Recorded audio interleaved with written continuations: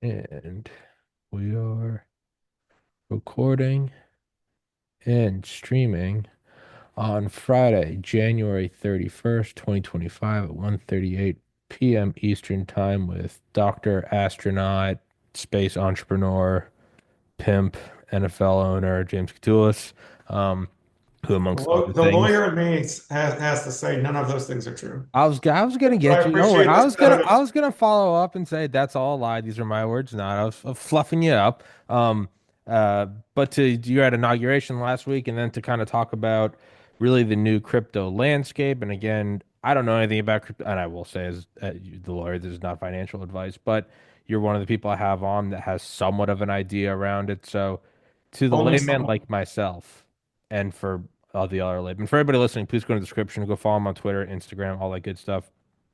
What does it mean when you say there's a changing crypto landscape for the Neanderthals like me that just what does that even mean? Well, it's a complete sea change. The last 4 years, we've had unconstitutional regulation by enforcement. It's all been led by Gary Gensler, who is the ultimate swamp creature. I sued his mentor, John Corzine, back in 2011, recovered all 6.7 billion in assets that his mentor stole, did all pro bono. For background, Corzine was Obama's biggest campaign donation bundler, former CEO of Goldman Sachs, former governor and senator from New Jersey. Gensler was his mentee at Goldman Sachs, right? Gensler was the youngest managing director in Goldman history, and he is their regulatory capture guy, right? So he was chairman of the CFTC. Then he went on to be the CFO of the Hillary Clinton campaign. Well, CFO of the Hillary Clinton campaign, Gensler funded the Steele dossier, which we all know was a CIA hit piece against President Trump, where they made up the preposterous story of hookers peeing on the president in Russia when the president is an avowed germaphobe. So, all of us who know the president know that that was completely false. And then Gensler went on to be the SEC chairman, where he embarked on 4 years of unconstitutional regulation by enforcement in crypto. What does that mean? He was suing all the market leaders for violating rules that didn't exist that were promulgated under statutes that don't exist. So if you look at Gensler videos from before he was SEC chair and he was a professor at MIT, he was actually an avowed supporter of crypto. There's videos of him shilling Algorand, which is a fairly decent sized crypto project. Then he sued multiple cryptocurrency exchanges for claiming that Algorand is supposedly an unregistered security. Right now, at the same time, um, Gensler went and testified before Congress pretty shortly after he was sworn in and admitted that he didn't have the regulatory authority to regulate crypto exchanges. He asked Congress to pass laws. Congress did not pass any laws. They contemplated several laws, but then he went and sued all these market leaders anyway. And at the same time, he was having personal meetings with Sam Bankman Friedman, who is now in jail for stealing customer assets and commingling them with his proprietary trading firm. And, SBF was a major donor to the Democratic Party. So just the amount of corruption by Gensler is staggering. He tried to subpoena me. Well, he did subpoena me, Candace Owens, Madison Cawthorn over Let's Go Brandon Coin, which trolled the Biden administration and has now resulted in a lawsuit where we could see up to $5 billion in damages against NASCAR, who approved the Let's Go sponsorship, then revoked it, and then maliciously defamed the project. So, um, the attacks on the conservative right by Gensler and against firms like Coinbase, Kraken, who follow the rules, in contrast to the um, favoritism given to Democratic donor SBF. So that's all gone. So does that mean these things are more free to is it anywhere akin to I guess any historical rolling back of red tape, be it the railroads back in the 1800s to oil or airlines or even I'm reading a Hey, book called Space Barons about taking everything off of SpaceX and Blue Origin. Is it akin to that? In which case it will flourish? absolutely. So, Trump appointed David Sachs as the crypto czar. One of the first things he did was go on TV and say, look, NFTs, meme coins, those are collectibles, i.e., not securities, i.e., leave those alone.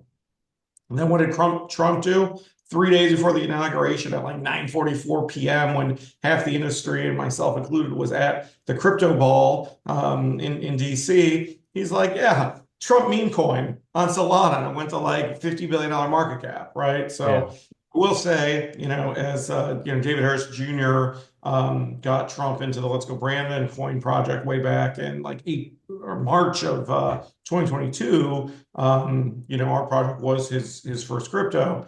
A little heads up would have been nice, Donald, Yeah. but it is what it is. Um, and it just shows, I think that was his way of saying, right before I get inaugurated, I'm going to put my name and support behind a crypto. And it really signals to the industry that it's a complete sea change, that he's going to be pro crypto. He's talked about having either a Bitcoin strategic reserve or a broader digital asset strategic reserve. His best friend Steve Witkoff and his sons started World Liberty Financial a few months before the election, which is um, a, a fairly broad crypto DeFi project, right? And they've been buying Ethereum, Solana, other coins. So, I think that really signals to the market a likelihood that um, you're going to see very pro crypto, policy. And hopefully you actually do get sensible laws and regulations, right? Because here's one of the things I think a lot of people miss, right? Like meme coins and NFTs, stuff like that sprung up precisely because they're not securities, because there were no rules and laws to actually register a crypto security. You can't, right? Like that, Gensler would say, come in and register. Well, guess what? 0.0% of crypto traded in the US are registered as securities. It's just not a thing. I think 5 projects in total have been registered. Multiple of those withdrew the registration because there's nowhere to trade them. So, under the Gensler regime, the trying to register a coin as a security is a death sentence. So you really have two choices: do something that's not a security, right? So let's go Brandon.com coin is a political advocacy project, right? We were advocating for free speech, against social media deplatforming, donating to conservative charities, conservative candidates months before Elon started making noise about wanting to buy Twitter, and before he started caring, at least publicly, about COVID vax mandates and all those issues. So we were able to run a project that was extremely effective and generating hundreds of millions of media impressions on these core conservative issues without being a security. So as much as Gensler and the SEC hate me, hate crypto, they issued their subpoena 3 years ago. I sued them. They haven't even alleged that the coin is a security. And, I think that, they probably never will because, obviously it is not a security. And now there's a new sheriff in town, right? But so, if someone couldn't find a way to be in crypto, with a advocacy message instead of a financial message, um, basically you had people in there who just they didn't care about the rules. They didn't care about the potential of getting in trouble. Maybe they get a slap on the wrist. Maybe they just don't care. And so that absence of statutes and regulations that enable people to create real functional crypto securities, it's impossible, right? Like the rule followers just stayed out of crypto. So now hopefully you've got Republican majorities and House, Senate, presidency, and Supreme Court. We could get some real statutes and some real regs so that people can build more functional projects and do it in compliant way. But it's very hard to comply with rules and laws that don't exist. Yeah. Well, yeah. It's so I guess a couple ways to look at it is one is in general to compete internationally and to build in the broadest possible terms. You do kind of have to take all the chains off, take the reins off. I mean, think of like, the gold rush. It's just like, what's the quickest way to settle the country? Yeah, tell them there's gold over there. Bunch of, drunk farmers go over there with rifles and just start killing. They establish it, they establish saloons, and then eventually railroads come in, and then eventually you kind of start putting borders and making laws. And fast forward 200 years, and now they're states. But it's the quickest way to just rapidly go out there, be it airlines, railroads, skyscrapers, construction. You have everything, and that's how you get that insane forest fire growth. And then you reel it in, safety and, whatever, price gouging and wages and all that. But that's the quickest way to go out there is to go explode it and then sort of put a frame or a scaffolding on in the broadest, most general terms. It seems like that's kind of what this is like take the leash off, let it go insane. There's going to be a scant FTX. By the way, that's what happened before Gensler, right? It was a complete gold rush and whatnot in the Okay, US. But what happened under Gensler is then you've got people, there's all these lawsuits happening, but there's no rules or laws in the US. So you've seen this huge brain drain of talent moving got to it. Dubai, to Singapore, even Europe. I mean, Europe is like the stodgiest regulatory environment in the world, but they beat the US to having sensible crypto regulation. And Switzerland, which is in the continent of Europe and not in the EU, they were even before the EU, right? So the US has been dead last in terms of having statutes and regulations. And so, like I have friends who ran absolutely massive crypto companies in the US pre-Gensler.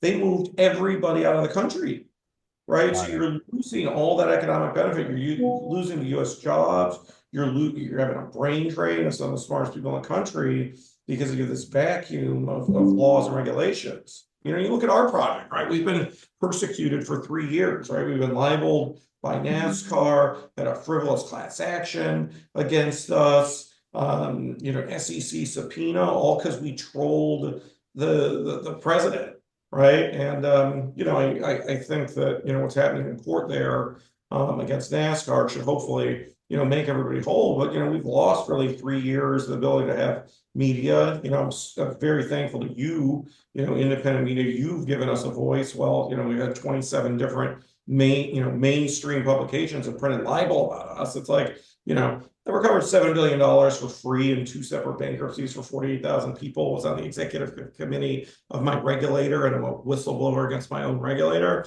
You know, Yeah. probably shouldn't be, libeling saying that like I ran a pump and dump when NASCAR issued a written approval for our car, then revoked it, lied about saying they ever approved it, and implied that we made it up. Right. So, and the nice thing is you don't need crypto regs, you don't need statutes to go sue NASCAR and hold accountable for that because there are defamation laws, there are promissory estoppel laws. So, it's currently set for trial this June. So, the Let's Go Brandon.com revenge tour is just heating up.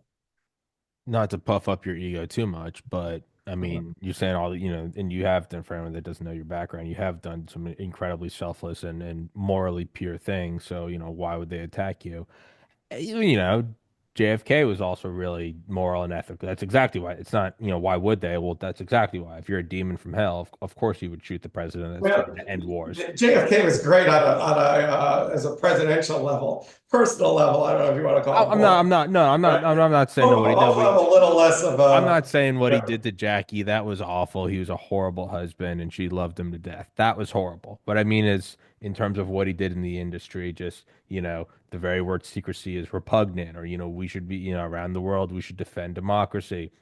Of course, they're going to blow his head off. So I don't look at it as like, you've done all these right things. Why would they target you? I'm like, well, that's exactly why they would target you because they're demons from hell. But to the Well, look what regulation they thing, did to Trump, right? Like sure. Forbes called me a quote mini Trump for co-hosting fundraisers with Peter Thiel, right? Trump has faced lawfare, like what, 96 felony charges, zero of those for 76 years. And then, running for reelection, it's like 96 felony charges, like changing laws retroactively, saying Mar-a-Lago, which is, clearly worth probably $1 billion, Yeah. right? Yeah. He lied by a New York judge thinks it's supposedly worth 18 million, even though the biggest banks in the world, did the appraising there. I mean, Yeah, it's a kingdom on Prime Real. It's a castle on the beach. Yeah, no, yeah, but it, Palm Beach, right? The most expensive real estate in the world. It's a gilded castle, yeah, right? that's like So, but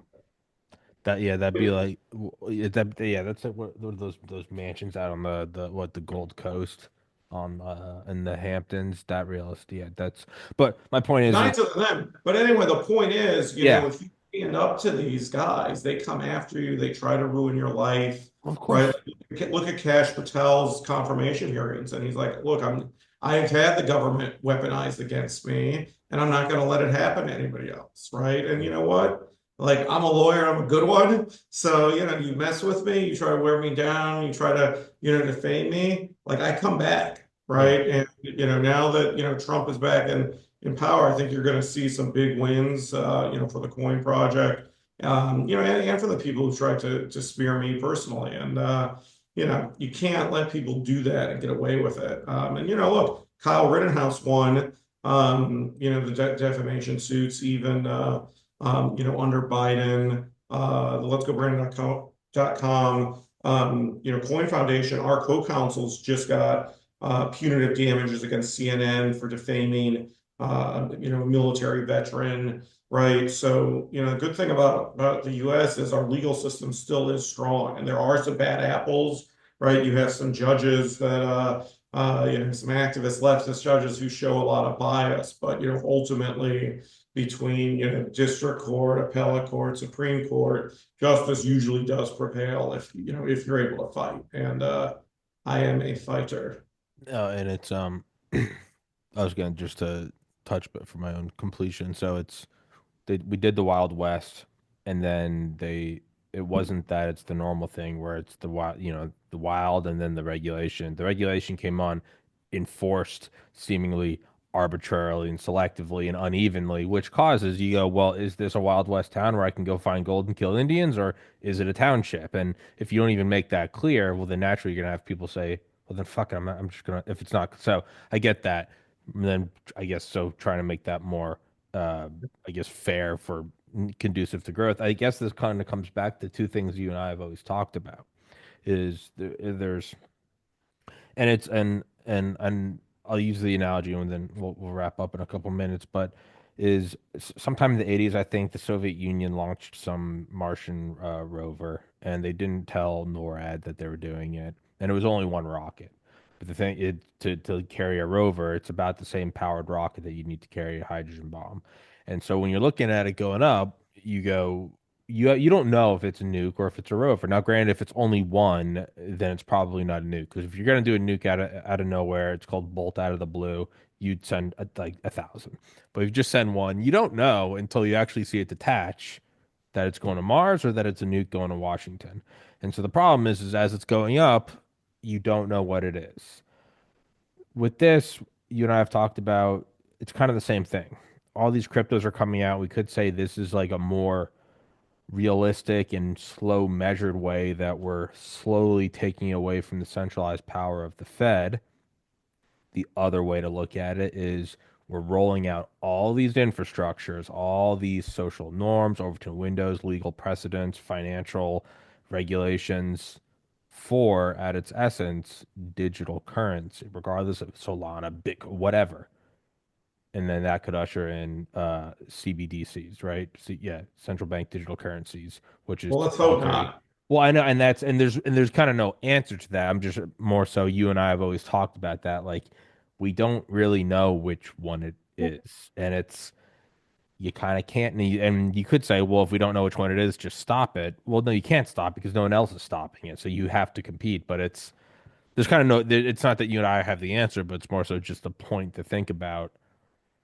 Yeah. You know? Well, so so central bank digital currencies, for those watching who don't know what that is basically the antithesis of Bitcoin, where Bitcoin is supposed to be private, decentralized, free of government control. A CBDC is captive to the government. They could put automatic taxation on the blockchain. They could implement social credit, where if you buy a gun or donate to Trump, they're going to just wipe out your balances, which is like, the debanking we saw over Biden, and it's that on steroids if you have a CBDC, right? So Trump has come out very strongly anti-CBDC. DeSantis is very anti-CBDC, but anytime we see a change in administrations in the future, that could change, right? And Ripple, who they have been really targeted by the SEC for years and years, won their landmark lawsuit against the SEC what about almost 2 years ago now, right? 18 months ago.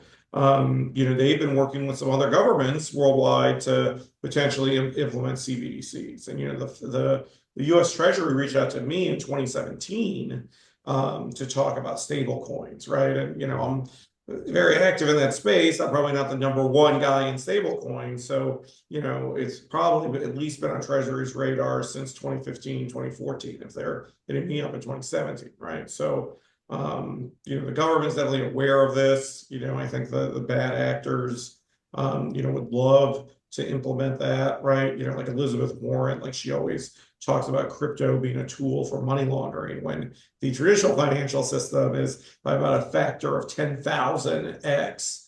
More money has been laundered there, where, in crypto, you have forensic accounting, right? But blockchain ledgers are public. So if you're willing to do the work, you could really track, who's transacting there, right? But, her argument's like, well, if we're going to do crypto, we got to have a central bank digital currency so the government's in control, i.e., they could continue debanking their political opponents.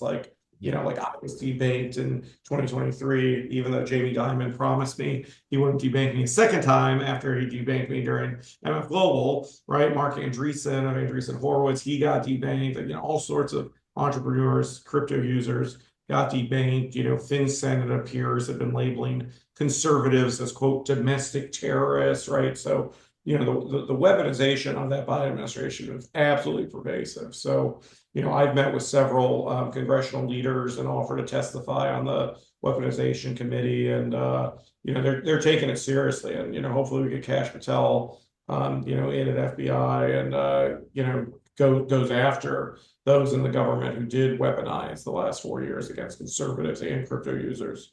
Yeah. Yeah, no, it's yeah, of course she, but I mean, again, it makes sense that if from the government, but I always just try to look at it like just pretend the government's another corporation. So that would be like if I came out and was like, well, if other podcasts start growing up, they're all going to be very dangerous. You're going to be like, well, don't you make a living off a podcast? We'd be like, well, sure. So yeah, if you're in the government, and you're going, well, we don't want. It's like, well, you don't want any other. That's like Elon coming out and saying, private space industries are very dangerous. You'd be like, well, you own. So it's when someone like Warren goes, well, this is dangerous and it's going to be used for laundering. It's not what that means is that's taking away from our racket. Oh And yeah. yeah, so I mean, she's a demon from hell, but it is lawful. It makes she's following. Yeah, that's what she would do. She would push her own thing. She's a demon, but it makes sense. You go, well, that's what the demon would do is they would try to take it from you. But luckily, I mean, I think we gotta truly believe this is the timeline we're not supposed to be on. I don't think that bullet was supposed to miss Trump, and I think we are in a zone of unreality right now where it's Feels Charlie. good, doesn't it? No, it's great. It's amazing, but it's like Charlie and the Chocolate Factory. It's like it's a world of imagination, man. Like Cash Patel's getting good. You have Bobby Kennedy in there going, "I'm gonna sue these companies." Like it's wild. Like it Let's is. go, It is baby. wild. Let's I go. know, right? Let's go, Brandon. You got JD Vance just like wrecking these. Yeah, we are in a zone of unreality. We're kind of in the machine, and all the dollars are blowing around. It's like grab them, just grab them. Like this is it's we got an amazing opportunity. But Yeah, and let's by wrap and it. by the way, I know you're almost out of time, but I do want to say, Yeah.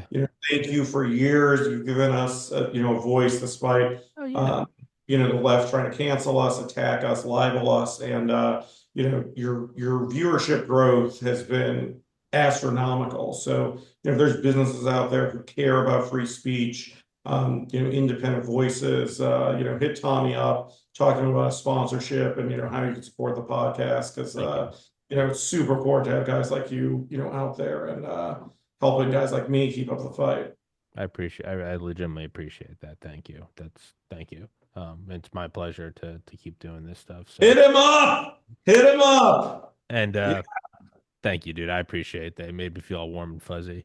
But yeah, no, I appreciate doing it. I love doing it with you, and I look forward to many more with you. And yeah, as always, ping me if we got an urgent episode, and if not, we'll touch base again sometime soon. But dude, I love talking to you. Thank you so much for your you time. too. Yeah, we're about to file our reply to NASCAR, who's trying to stop us from going for punitive. So, however the judge comes out, I think she gets what's going on. But Yeah. I think the audience would love to hear that as I'm try to sure. hold them accountable to, up to a $5 billion mark. So go woke, go broke. Well, then you will be. I opened it by saying you are a billionaire astronaut doctor. You will now be one of them. Just, so I'm only partially wrong. All right. Son of a bitch, bro. Yeah. Have a good weekend. You Thank too, man. you. Thank you I'll so talk to you much. soon. Yes, sir. Guys, please go to the description. Please go follow him on Instagram and Twitter. James, I love you, brother. Thank you so much. Guys, thank you for